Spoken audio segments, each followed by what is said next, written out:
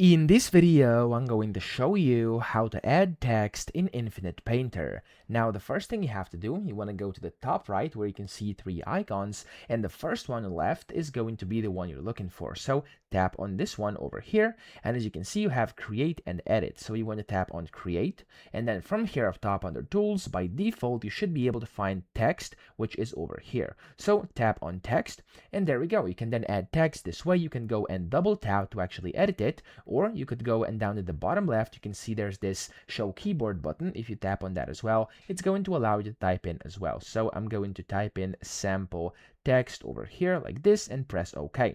Now, if you want to resize it, you can go and kind of pinch in and pinch out with your fingers just like this. You could go and move it around if you want to, and of course, kind of change it however you want. You have these resizing kind of lines at the corners, and as you can see at the very edges of your borders as well of your text box, and you can move it as well and kind of rotate it, whatever.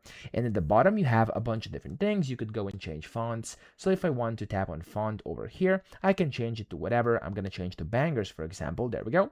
I can also change the color. So if I want to make it green, super simple. I can add the outline. So we can also add like an outline over here. You can also pick its color like this. There we go. So if I tap on this red color over here, it's going to get a red outline. And you can also select the styling of your outline if you want it like this, so filled, or like this, which doesn't have a fill. And then of course you also have formatting, where you can format how you want to align your text inside the text box.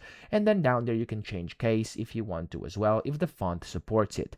Then you also have spacing, which allows you to change letter spacing between letters. You also have word spacing if you want to have spacing between words, and then line spacing if you have multi-line text and you want to have more space between the lines.